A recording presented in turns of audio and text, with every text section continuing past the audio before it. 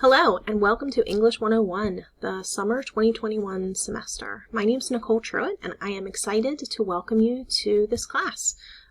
We are going to be running this class fully online this semester, which means there are no Zoom sessions, no synchronous meetings, unless you want to make an appointment to meet with me individually.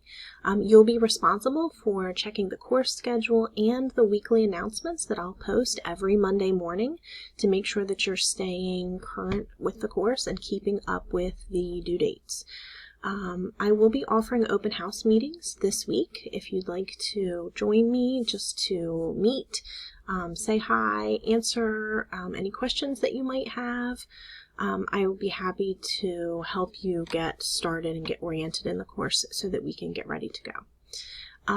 In order to get started, what I would recommend that you do is go to the content button in the top left corner and then navigate to getting started on the left hand side.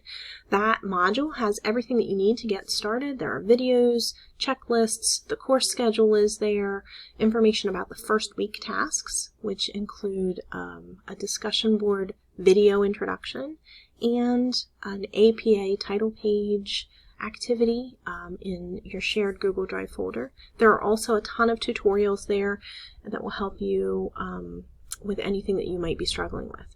I'm also available via email, so please reach out to me if you have any questions, if you can't find something, or if you are just having difficulty with something that something related to the course. I'm very responsive, I'm very flexible, and I am happy to communicate with you. We can work on alternate timelines, or I can help you troubleshoot technology.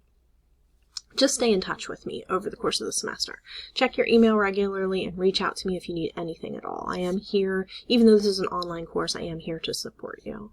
I hope to see some of you in an open house soon, and I look forward to meeting you over the course of this upcoming semester. Good luck, and let me know if you have any questions.